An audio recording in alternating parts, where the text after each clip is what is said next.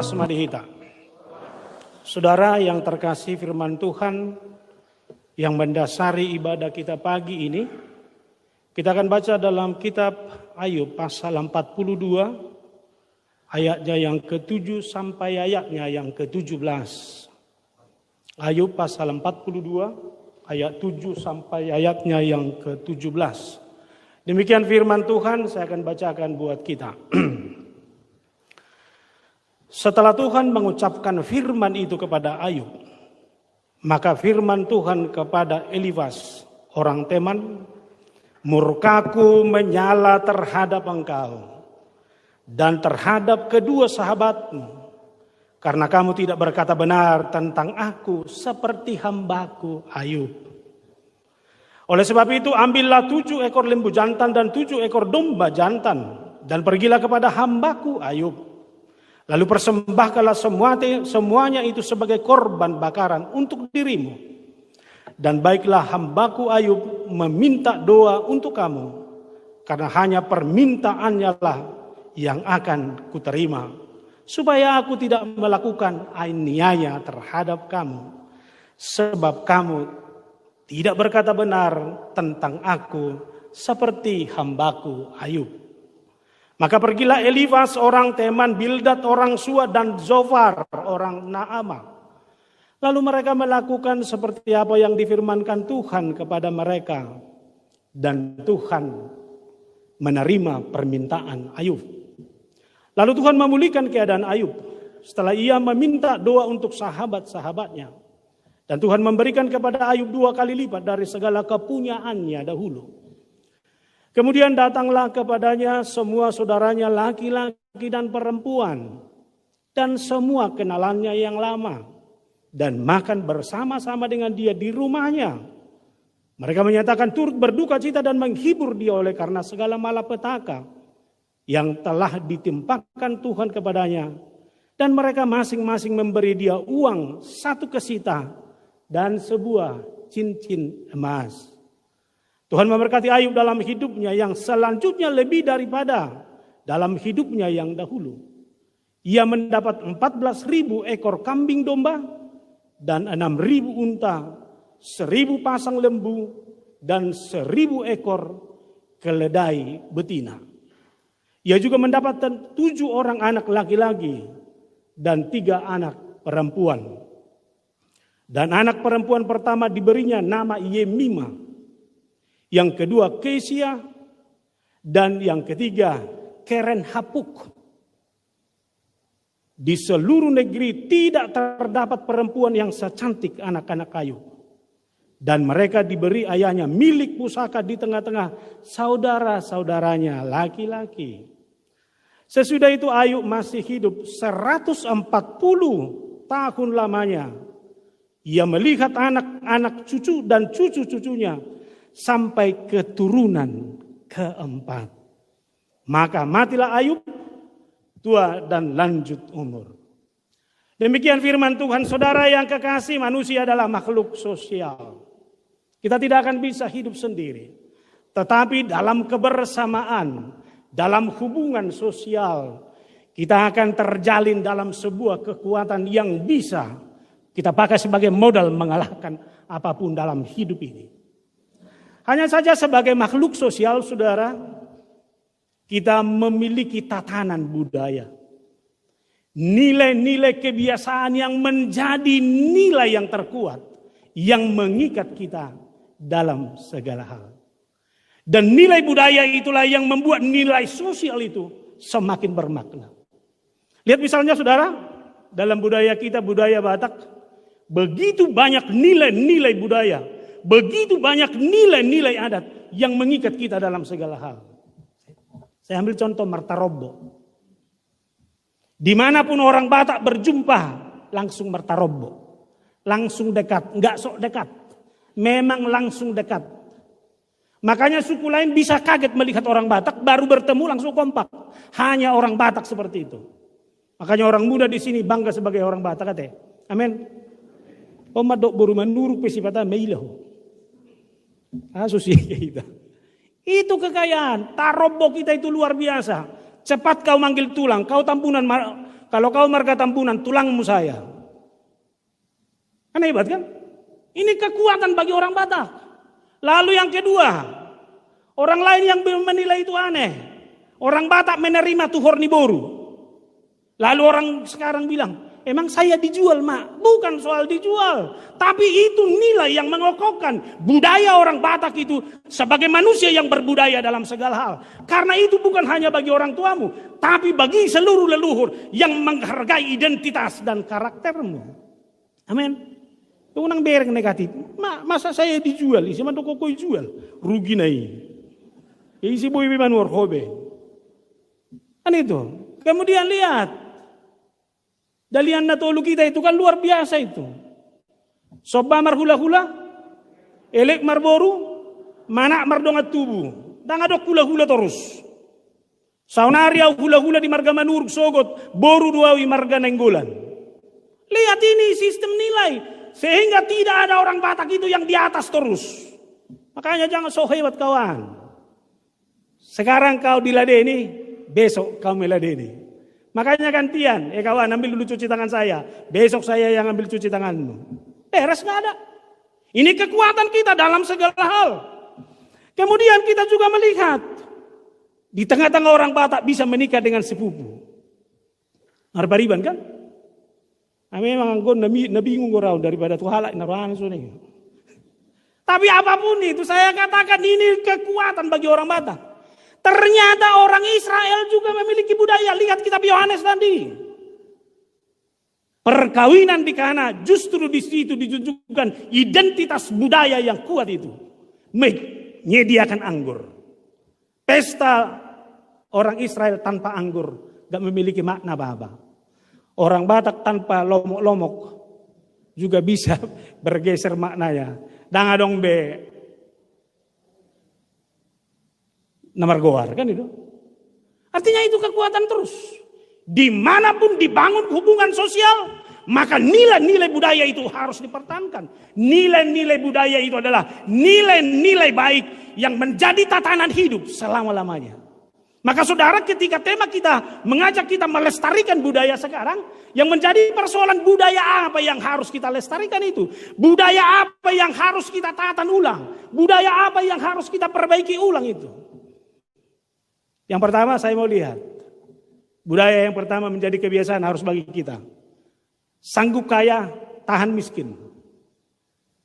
Sekali lagi saya bilang, sanggup kaya, tahan miskin. Sanggup kaya? Bado. Tolak bohong mamura? Jangan anggap enteng, tidak semua orang sanggup kaya. Karena dia tidak bisa memanajemen hidupnya. Dia menjadi sombong dan arogan.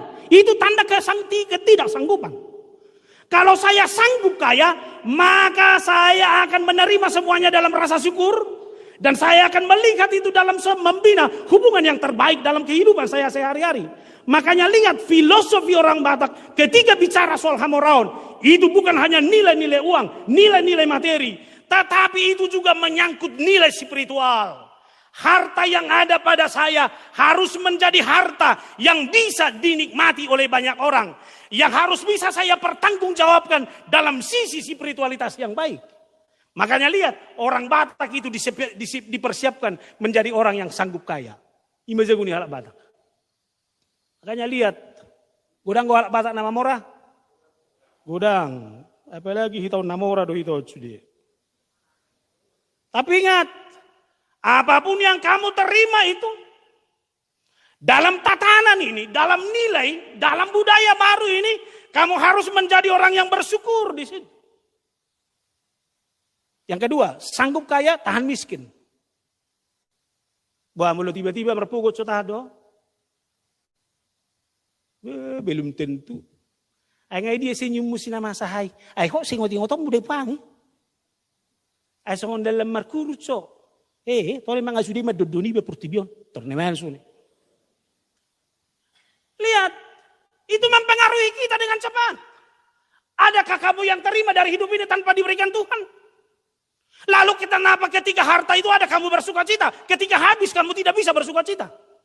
Saya harus katakan saya lebih ditentukan oleh rasa syukur yang ada dalam diri saya ini. Amin.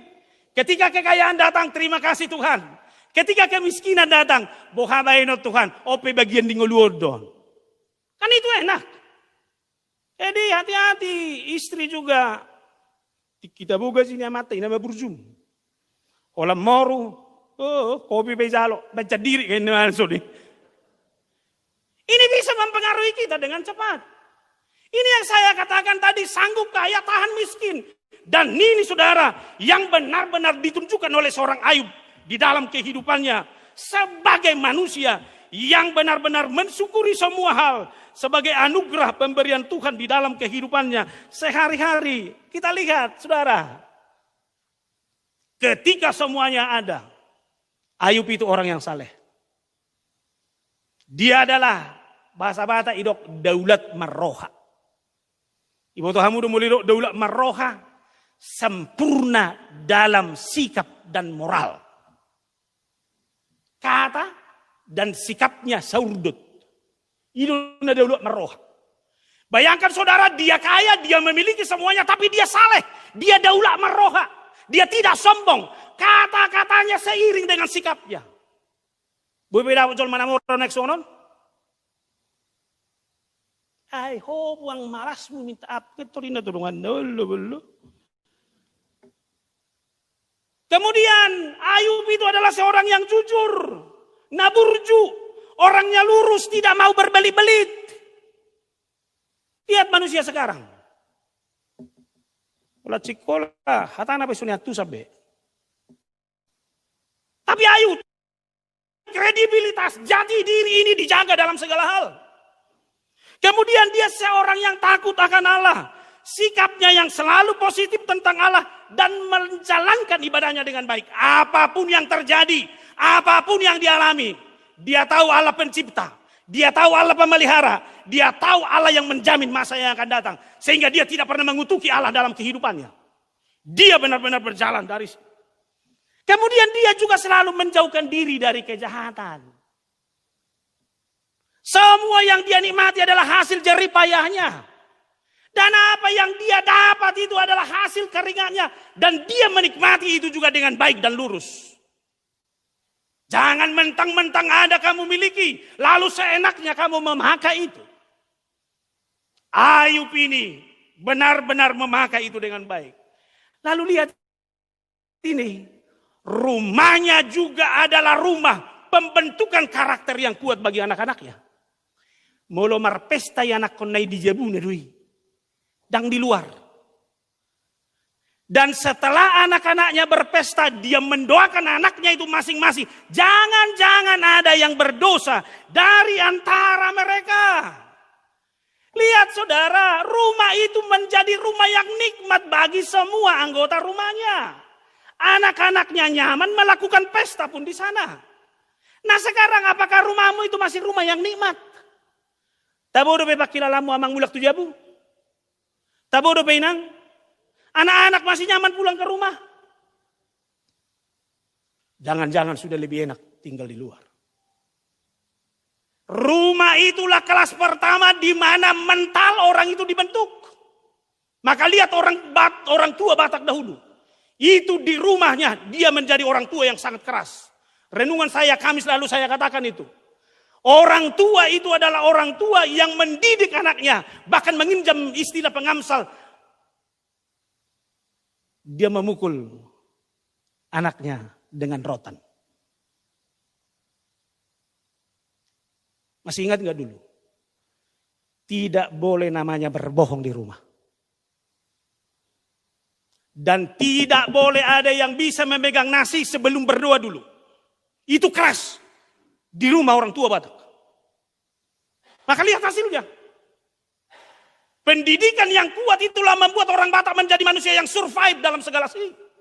Dan ada si pengasawan tanah asing. Selain kekuatan dari keluarga itu. Maka saya harus katakan zaman ini juga ketika masyarakat ada banyak masalah-masalah sosial. Jangan salahkan di tengah-tengah masyarakat tapi kembali ke rumah. Jangan rumah itu bukan lagi rumah sebagai kelas pembentukan yang kuat dalam segala hal. Kalau Ayub dia benar-benar jaga itu. Makanya buat anak muda di sini, kalau orang tuamu keras di rumah, bersyukurlah. Tapi kalau orang tuamu sudah kompromi dalam segala hal, kamu selayaknya berduka dengan situasi itu. Nah saudara, sebaliknya ketika penderitaan itu datang.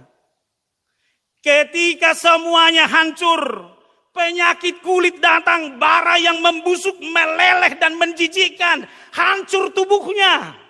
Lalu semua hartanya habis, semua anaknya mati, bahkan istrinya tidak lagi mendukung. Bayangkan saudara kalau istrimu tidak lagi mendukung, apa yang mau kamu banggakan? Kita ini sebagai suami makin kuat karena ada istri yang kuat di rumah. Ate kamang itu. Unang adong mama pa sako hoda. Hola nalanina todo benda jago dia mulai saping budi na tamber di satokin. Jangan main-main dengan kehadiran seorang istri. Istri itu yang membuat kita kuat. Istri itu yang membuat kita survive dalam segala hal. Tapi ketika istri sudah tidak mendukung lagi, bohama. Tertunduk haluar saja bukan? Ay sunahasi ya inatani holanin halak. Daktar tahu kacit itu demi. Tapi coba, istrinya itu istri yang hebat. Warokamang. Atik pedang adok kepeng ikat tong aleng gumardailan di torningo budi. Ise na songonaw. Tornaroy bagay ni. Opia kalan siyo gajang umur rio tonggalan inatan nila bunggajam nila bunggay senay bando. Ini kita harus sadari. Ya suami-suami ya. Tapi istri juga proaktif lah. Sikit-sikit mengeluh. Lihat ini. Istrinya Ayub ini. Terus sudah besok bamu Tuhan mi. Udahlah sembahlah. Setelah itu matilah kau. Terus ini main suni. Ini kata orang janda neraka begitu. Jangan ada orang sekarang sudah pingin janda cepat. Ate, unak sampai satu sudah. Boleh pernah kecewa dengan suamimu? Unang dokod daw, tiba-tiba toko Terindah do buti. Saya bulan pengatur kecewa ibeke. No, sunakian. Alay tayo mata itu. Pinarhajok mau nagabinikot. Ada lagi yang lain. Tapi ini. Yang mau saya ingatkan ketika istrinya juga sudah sampai ke titik itu. Apa kata-kata yang dikatakan oleh Ayub? Dengan telanjang aku keluar dari kandungan ibuku. Dengan telanjang juga aku akan kembali ke dalamnya. Tuhan yang memberi, Tuhan yang mengambil, terpujilah nama Tuhan. Amin. Susah manang marsak, terpujilah nama Tuhan. Makanya tadi sewaktu saya baru duduk di sini lalu saya lihat yang gereja ini sudah semakin banyak. Terima kasih Tuhan. Ternyata corona tidak menghimpit kami lagi. Apa rani kan? Isi dope corona ini? Isi dope sude. Alain alam tabda jago dohon wae. Ay gay ti rasa hukum mertabudi di jabu song lapatan na tong. Tabda sahid. Gula makin meningkat, tensi makin tinggi kan itu? Akhirnya keluar. Marminggu mana? Opek kalan sion no ang angkosan peraturan pemerintah ijabu do pihamuin narbiti. Angko nasida hapor sion na doang bani doang. Artinya saudara tidak ada yang kita tidak andalkan selain bahwa Allah berkuasa. Allah yang hidup bersamamu. Kalau Ayub bisa memenangkan seluruh pergumulan hidupnya itu. Kalau Ayub bisa survive ketika penderitaan itu datang, kenapa orang percaya sekarang tidak? Sesulit apapun di hidupmu, saya katakan Tuhan ada bersamamu. Amin. Apapun yang mengancam hidupmu, saya katakan Tuhan pasti menolongmu. Dan kita akan keluar sebagai pemenang dari kehidupan ini. Ini budaya kita. Sanggup kaya, tahan miskin. Hadapi seluruh penderitaanmu. Apapun yang ada dalam kehidupan ini adalah anugerah pemberian Tuhan. Itu yang pertama saudara. Lalu yang kedua, walaupun secara manusiawi, tonggo, kau jujur berengota turpukon. Kemanusiawiannya Ayub itu juga ternyata muncul. Wajar itu. Ketika penderitaan itu datang, sisi manusia itu muncul. Kenapa engkau membiarkan saya? Kenapa harus saya dilahirkan? Merintih, menjerit. Angga udah bamu dodok persoalan. Itor hupahohom basoni. Buah benon. Belum mendatabas stretcho. Pahopo dotong. Menangis itu, berteriak itu perlu. Alayatur gaya kawan. Jangan menangis terus. Berteriak itu juga bagus. Tapi jangan berteriak terus. Mulu berteriak terus na muhamay. Ima ko mamadok. Kan itu. Mengeluarkan itu adalah ungkapan emosi agar keluar yang memberatkan itu. Kenapa enggak? Rintihan itu bisa menolong kita. Asal rintihan itu jangan menambah beban kita. Jangan memperburuk keadaan kita. Itu sebabnya lagi-lagi status sosial itu. Hubungan sosial itu. Perlu ada yang menolong. Maka budaya yang berikut adalah budaya dimanapun Anda hadir. Dimanapun Anda membangun hubungan sosial, hadirkan dirimu sebagai penolong yang terbaik bagi orang lain. Apa yang bisa kamu lakukan? Secara materi tidak semua kita bisa. Tetapi hati yang mau berbagi, hati yang mau merasakan, hati yang mau mendengar, itu juga adalah bagian dari pertolongan hidup. Kita harus jujur saudara, mendengarkan pergumulan orang pun sekarang sudah saking sulit. Waduh bainon, au pe gudang ko cita onok kupuangin na. Neng mengeludo dongan na tuiba na ujungnya keluhan dong gudang. Kenapa nggak sanggup? Memang saya tahu saudara menderita. Saudara, saya tahu saudara juga bergumul. Tapi apa salahnya di tengah-tengah pergumulanmu itu juga saudara masih sanggup. Maka saudara apapun yang bisa saudara lakukan dalam rangka menolong orang lain, tolonglah. Danga dong beboi toloko. Minimal pahohom. Unang doho to mana bayar sakna. Ate sedekah dijabu pesongoni do. Dang iturbui selesai nomu sudah persoalannya matai nang. Tapi ketika kamu menjadi istri yang mendampingi dia, bersama dengan dia, itu juga sudah dengan kekuatan. Nga merukila mata, alelaho muse. Nga piga si taon niya matay. Homa makira, ang tartaubi. Maka saudara, ini yang dibangun oleh Elipas, Bildad, dan Zofar itu. Gak ada yang salah. Budaya mengunjungi, budaya menolong itu baik dilakukan sahabatnya yang bertiga ini. Tapi yang menjadi masalah adalah mereka datang, ternyata mereka mengutuki Tuhan dan mengutuki Ayub. Alani dosan bukidan benahi tau kona haciton. Penyakit ini saudara Ayub ini terjadi karena dosamu. Sakit enggak? Maka hati-hati dengan kata-katamu ketika saudara hadir di tengah-tengah pergumulan orang. Jangan asal keluar. Pikirkan apakah kata-katamu itu adalah kata-kata yang menguatkan. Apakah kata-katamu itu adalah kata-kata yang memotivasi. Jangan-jangan kata-katamu itu menjadi kata-kata yang melemahkan bagi dia. Ina kidan. Asay hupa singot to na selikilingon. Jadi tahu mak, sonari nga hona beho. Amang. Tangadong behata nasing tunggu sarupa. Inilah perlunya kita belajar ya.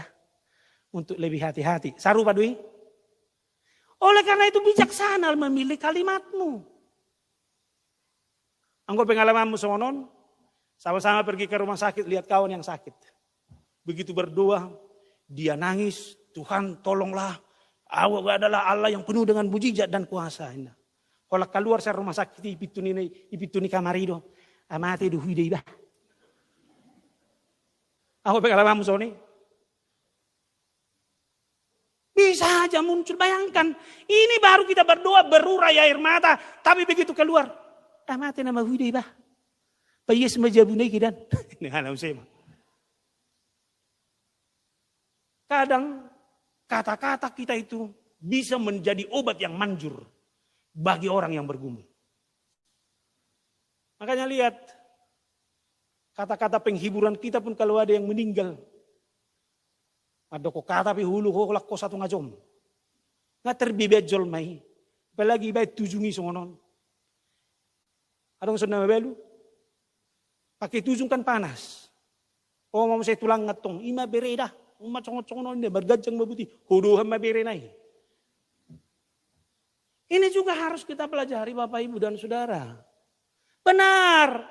Banyak kata-kata yang harus kita katakan. Tapi tidak semua harus kamu ucapkan. Kamu harus pilih itu di waktu yang tepat dan saat yang tepat. Ima dah. Acugari. Tu penaknya merubah dan mati. Amang nani dokon ni.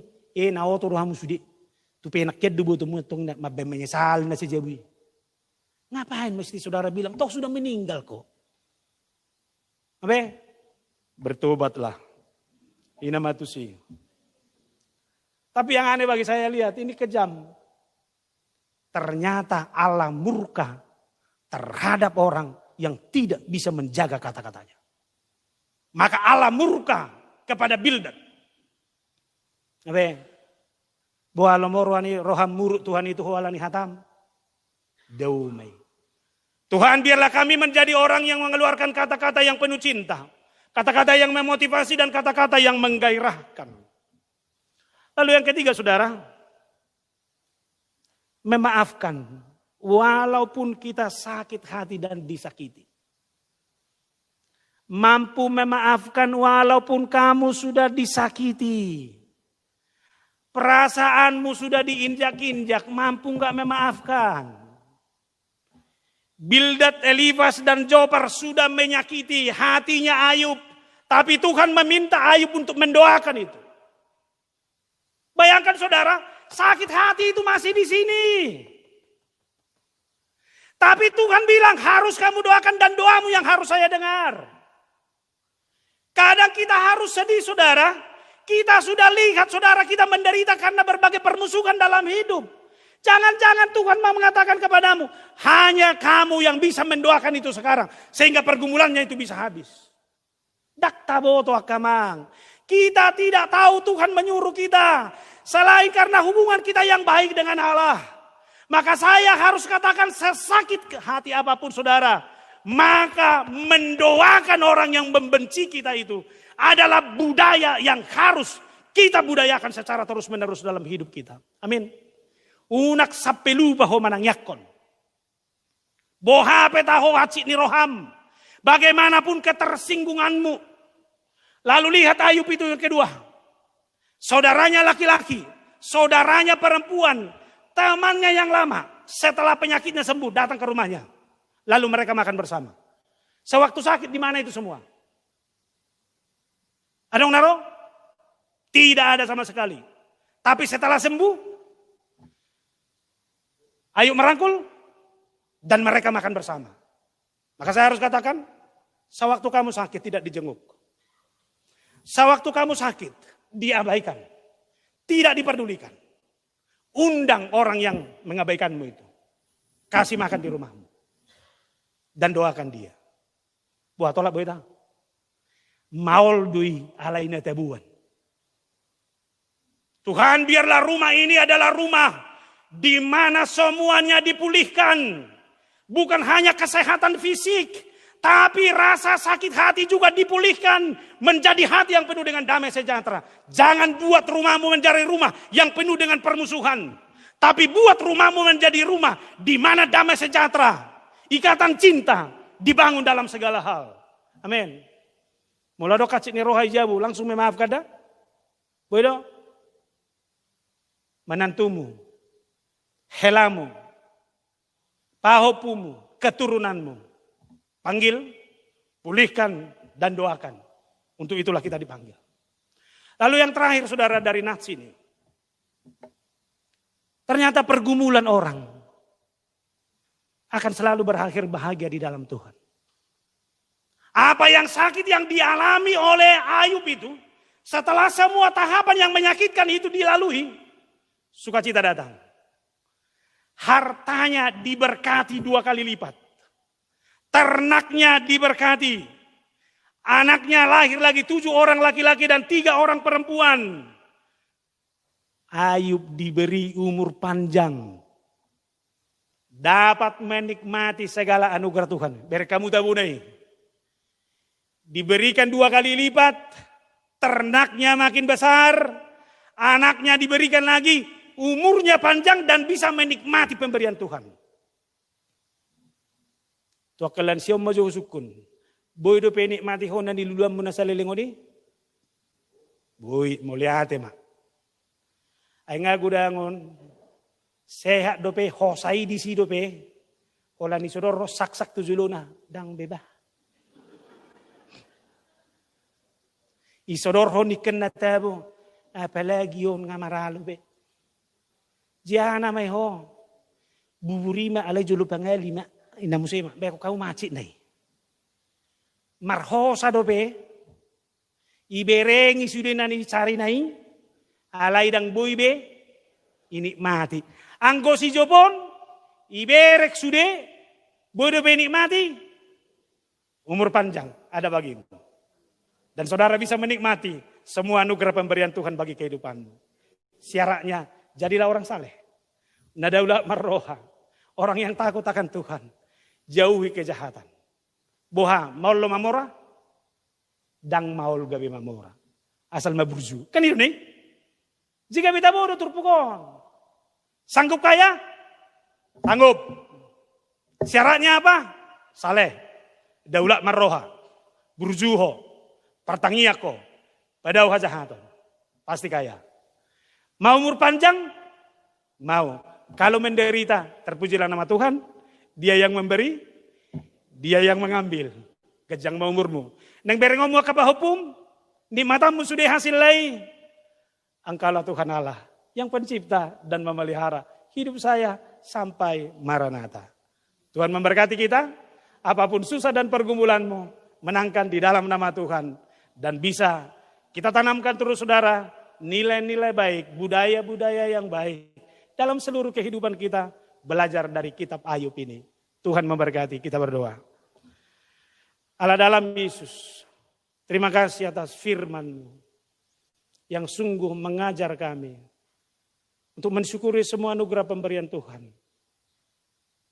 Ketika Tuhan memberikan kami berkat, kekayaan, terpujilah Engkau Tuhan. Kami akan semakin dekat dan takut akan Tuhan. Tapi ketika kami menghadapi pergumulan, penderitaan, bahkan semua yang kami miliki bisa hilang. Kesehatan kami juga bisa hancur seperti Ayub. Tapi Engkau adalah Allah yang memberi. Engkau yang mengambil, terpujilah juga nama-Mu. Sehingga Tuhan baik kekayaan maupun kemiskinan, sukacita dan pergumulan. Semuanya itu akan membawa kami semakin menikmati anugerah pemberian Tuhan. Terima kasih Allah dalam Yesus. Biarlah kami saling menolong dan saling menopang dalam hidup kami. Saling menguatkan. Ingatkan kami untuk menjauhkan kata-kata yang melemahkan orang-orang di sekitar kami. Biarlah kehadiran dan kata-kata kami menguatkan orang lain. Terima kasih Allah Bapa di dalam surga. Tuhan sudah mengingatkan kami melalui Ayub juga, seberat apapun penderitaan kami. Kalau kami dalam ketaatan, kalau kami menjauhi kejahatan, berkat yang semakin melimpah juga bisa kami dapatkan. Bukan hanya kekayaan materi, umur panjang juga, cucu-cucu yang perkasa akan kami miliki. Kiranya itu menjadi bagian dari kehidupan kami. Inilah yang menguatkan kami saudara di tengah-tengah pandemi ini. Sehingga pandemi ini juga menjadi sarana bagi kami untuk semakin mendekatkan diri kepada Tuhan. Bukan menambah ketakutan, tapi menambah kekuatan kami. Karena kami tahu Tuhan bersama kami menjalani seluruh proses hidup kami. Tuhan yang memberkati kami, keluarga kami, bahkan gereja ini. Hanya dalam Yesus Kristus.